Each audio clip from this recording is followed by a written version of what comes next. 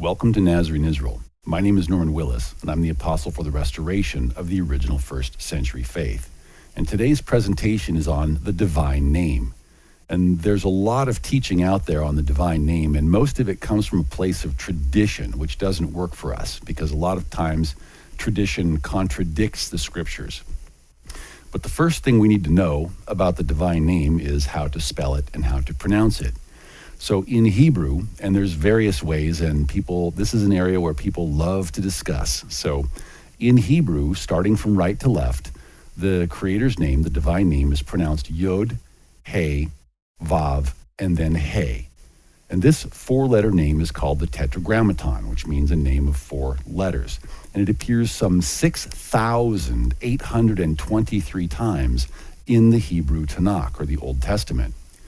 Now, the majority of scholars nowadays tell us that this name is probably most likely pronounced Yahweh or Yahweh, and we'll talk more about that pronunciation as we go along. Actually, we'll talk about it right now.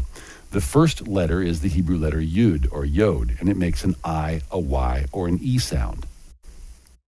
The second letter is the Hebrew letter He, and it makes something like a soft H sound.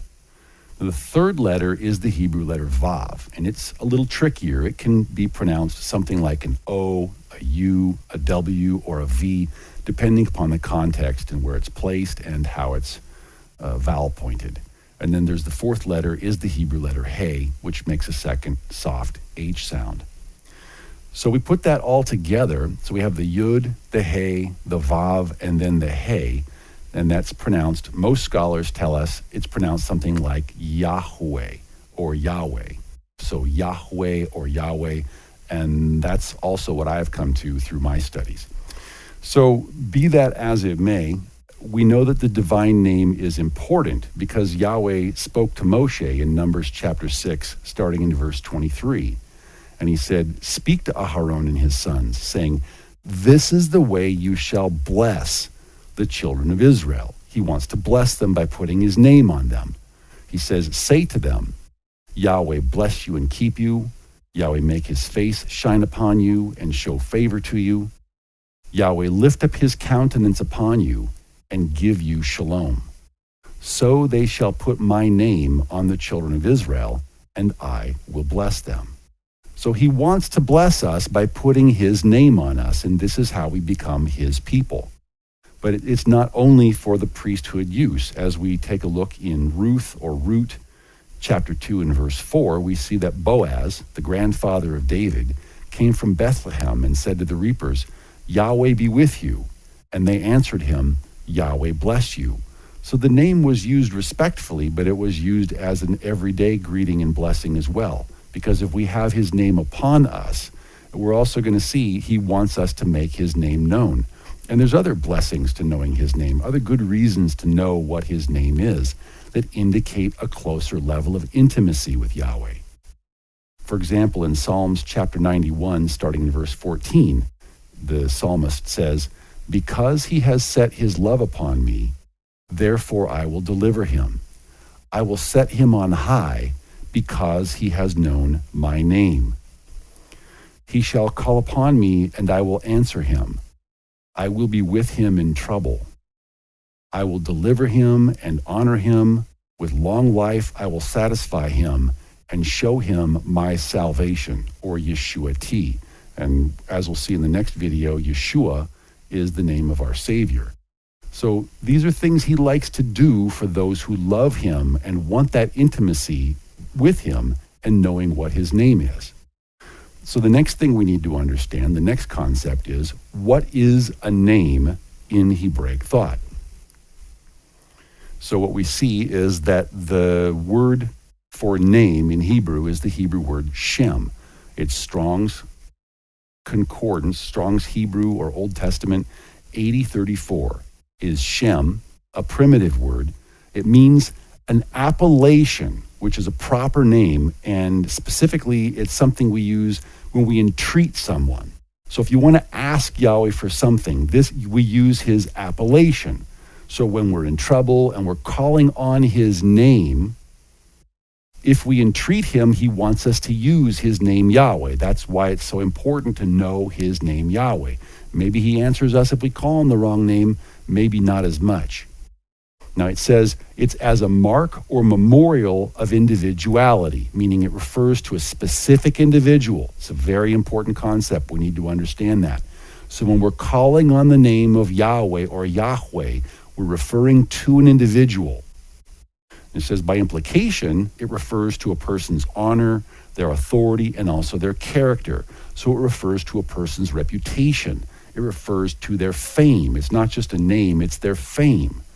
So this is the concept that we see in Proverbs chapter 22 and verse 1, where Solomon tells us, a good name is to be chosen rather than great riches. It's speaking about our reputation. It's talking about our honor and our authority. It's a very important concept, and we're going to see that this concept goes very deep.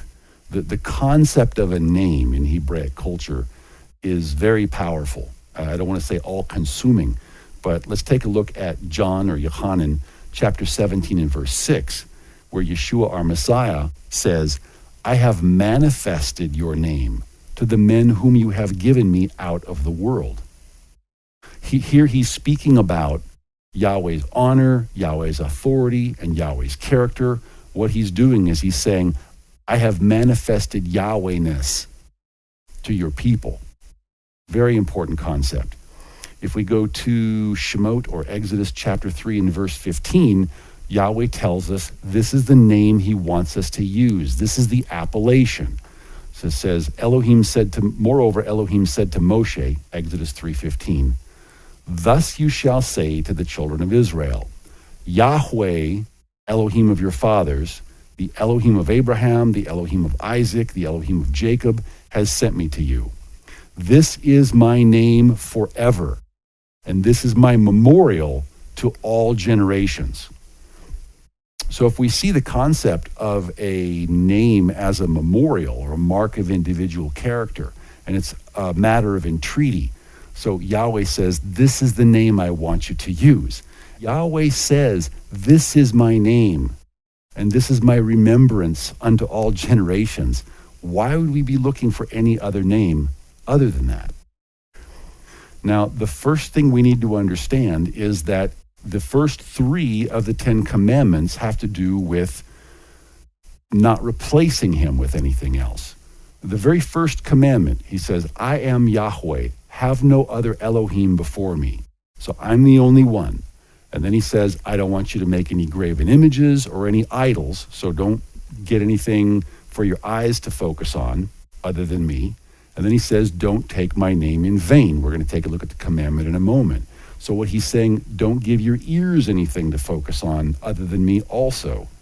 So very important concept. I am Yahweh. I'm your only one. Don't put something wrong in front of your eyes. Don't put anything wrong in front of your ears. So let's take a look at the commandment. This is Shemot or Exodus chapter 20 and verse 7. He says, you shall not take the name of Yahweh your Elohim in vain. We're going to look up this word vain. He says, for Yahweh will not hold him guiltless who takes his name in vain. So what we see when we look up this word vain, we see it's Strong's Hebrew or Old Testament 7723. It's a very different concept than what most of us were raised with about taking the name in vain. Strong's Hebrew or Old Testament 7723 is shav or shav, from the same as 7722, which we'll look up next, in the sense of desolating. So it desolates his name.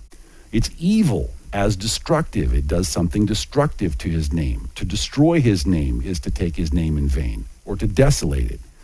He says literally, if you ruin it, that's taking it in vain. Or morally, especially guile. So guile refers to deceit. And we're going to see that this is the main problem with name substitution, is that it's a form of deceptiveness. It says figuratively it refers to idolatry as false. So that's what, same kind of a thing. Don't give anything wrong for your eyes and don't give anything wrong for your ears. Uselessness as deceptive. There's power in the name. Well, if we don't know what the name is because we've been taught a substitute for the name, then how can we receive the full power? I'm not saying he can't bless us. I'm not saying he can't move. But if there's power in the name and we don't know the name, how can we call upon his name and he will answer us from on high? So all of these things together is what it means to take Yahweh's name in vain. So Yahweh doesn't want us using the names of other Elohim. He doesn't want graven images, and he doesn't want us pronouncing the name of other false mighty ones. So in Shemot or Exodus chapter 34 and verse 14, he says, "For you shall worship no other Elohim," no other gods. "For Yahweh, whose name is jealous, is a jealous Elohim." And that's what we see again and again through our studies. He's jealous of our attentions. He's jealous of our focus. He's jealous of our love.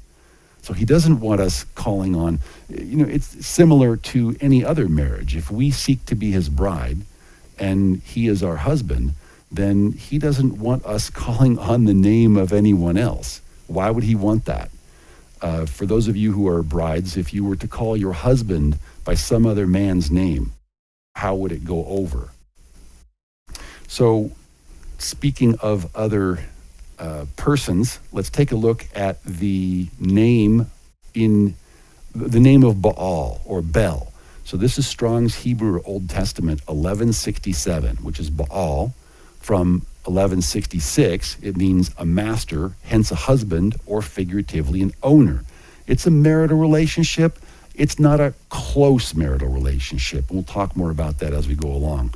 The King James Version also translates this as husband, man, master, but also the term Lord. It's very important that we understand that the term Baal can translate into English as Lord. So we go to Matthew chapter 10 and verse 25, and Yeshua is speaking, and it says, "If they've called the master of the house Beelzebub, how much more will they call those of his household?" So what we see is Beelzebub is actually, in Hebrew, it's Baal Zevuvim, which commonly translated into English as Lord of the Flies. This is a famous book back in the 60s, and I believe it's been made into a movie and even a remake since that point in time. But just to underscore the point, the Baal or Bel can be translated into English both as master, also as Lord, and it's quite often translated as Lord. So which is the same name that the Christians call upon. So we go here to 1 Kings, or Melachim Aleph, chapter 18 and verse 21. And it says, "And Eliyahu or Elijah came to all the people and said, 'How long will you falter between two opinions?'" Some versions say, "How long will you keep hopping between two opinions? If Yahweh is Elohim, follow him. But if Baal or the Lord, follow him." But the people answered him not a word. And what we explain in the Nazarene Israel study is that there was a time in ancient Israel after the reign of King Solomon when the nation of Israel split into two parts. And the two tribes in the south became known as the Jews of today. And these 10 northern tribes were scattered in a dispersion to come back later. And according to two-house theory, these are the Christian people today. They're the only other people in the world that worship the same Elohim of Abraham, Isaac, and Jacob. They're the only other people that read the same book. So, and we'll see more evidence of that in two-house theory studies. But we want to show, again, this relationship between Bel or Baal and Lord that the Christians are calling upon.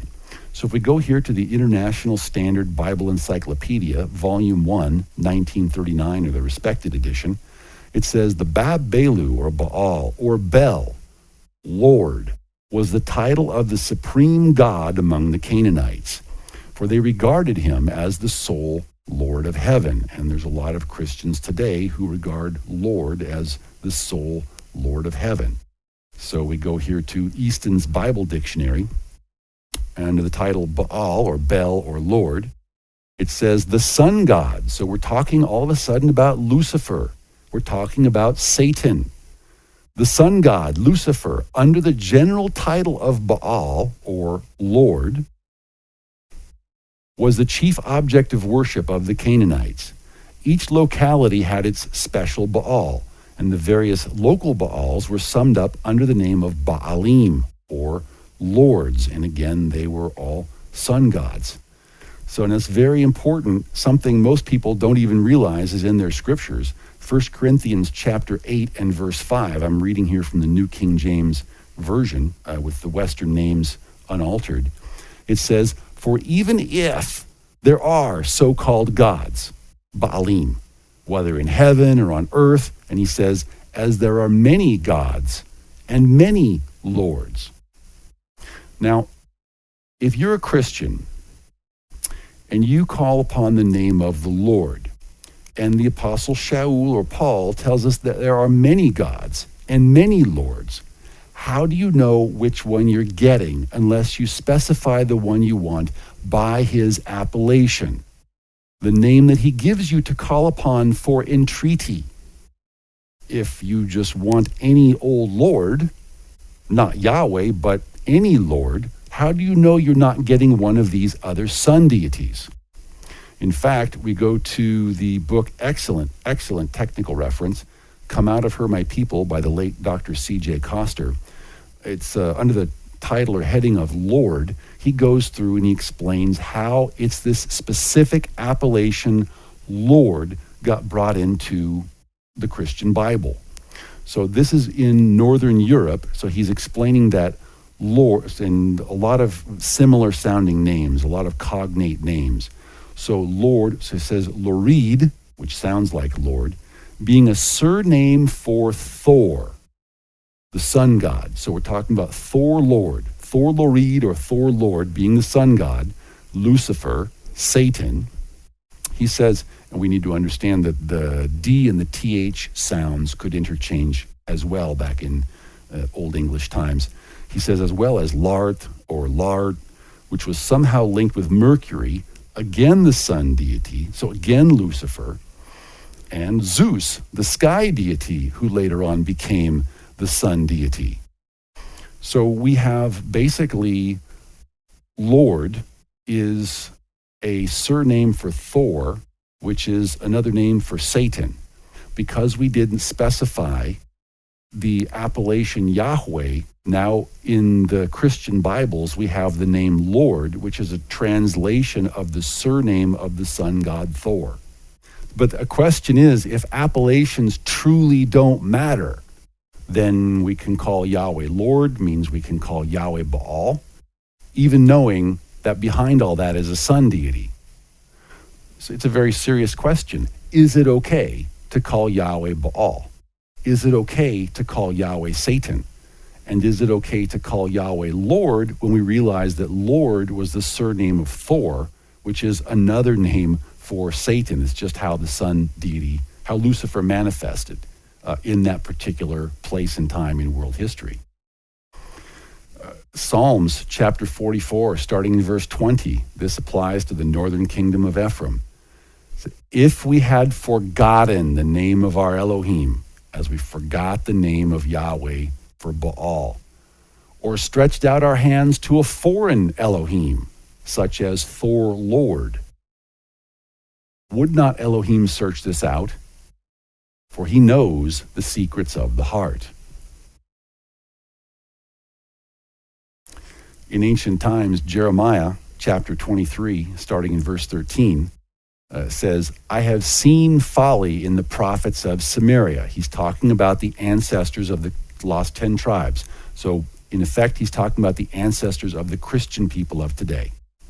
He says, they prophesied by Baal, translates to the Lord, and caused my people Israel, or Ephraim, to err. So another in ancient times, talking about the northern 10 tribes of the house of Ephraim, the prophet Hosea was sent to the northern 10 tribes.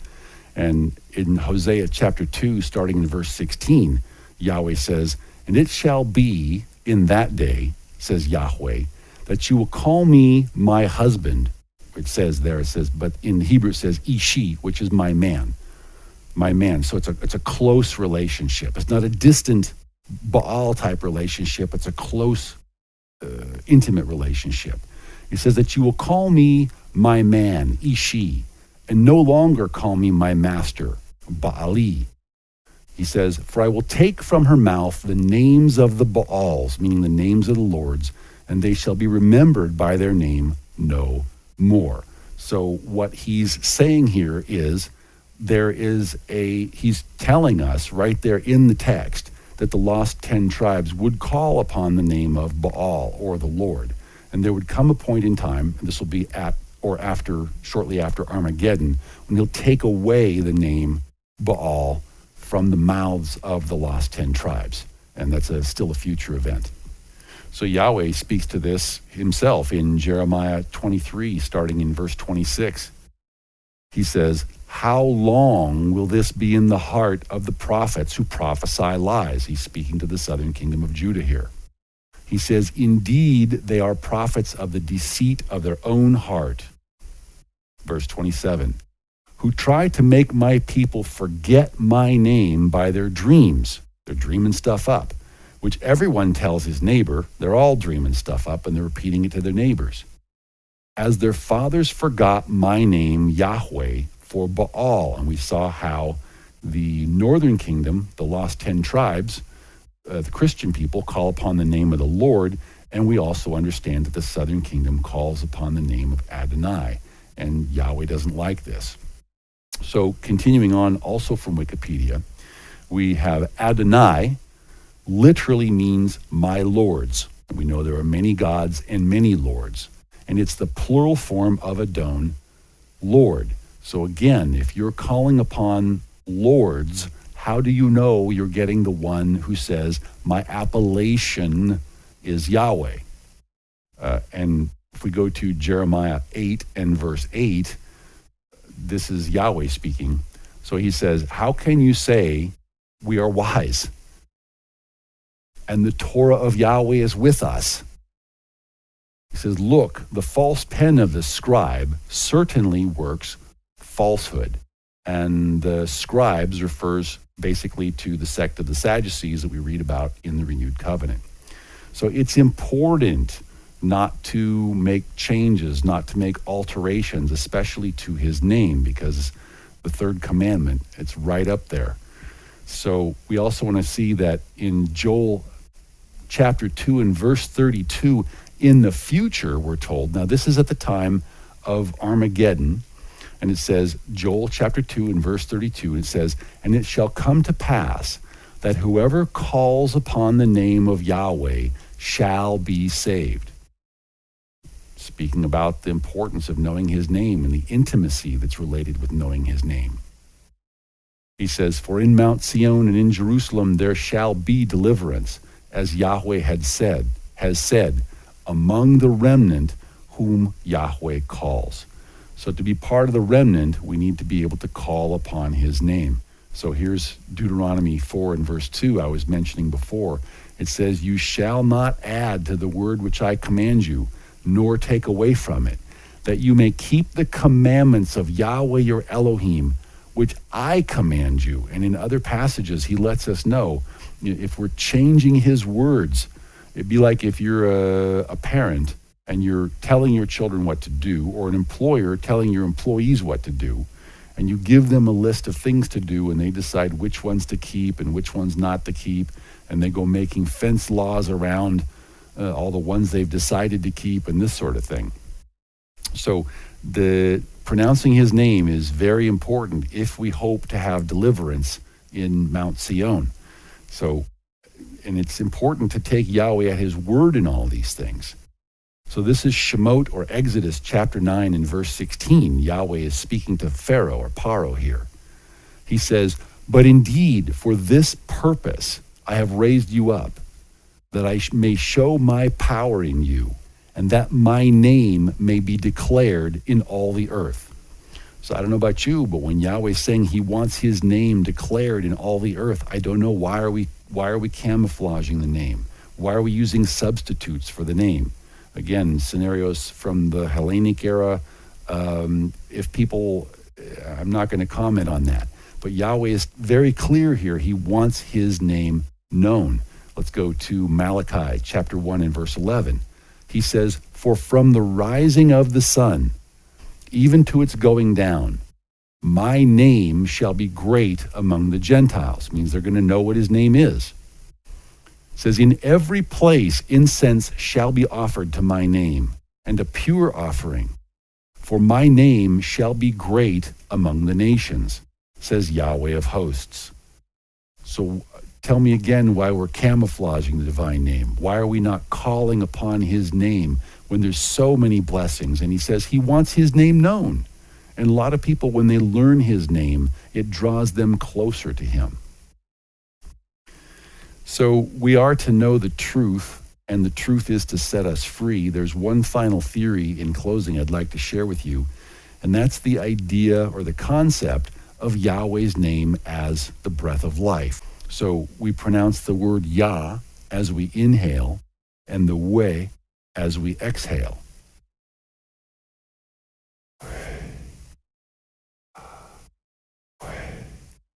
It's just a theory, but it could help to explain certain passages, such as Genesis chapter 2 and verse 7, where it says, and Yahweh Elohim formed man of the dust of the ground, and breathed into his nostrils the breath of life, and man became a living being. It might also help to explain the truth behind passages such as Psalms 150 and verse 6, that says, let everything that has breath praise Yahweh. Praise Yahweh. I hope this gives you some more information, and I hope it helps dispel the influence of traditions in your pronunciation of the divine name. Shalom.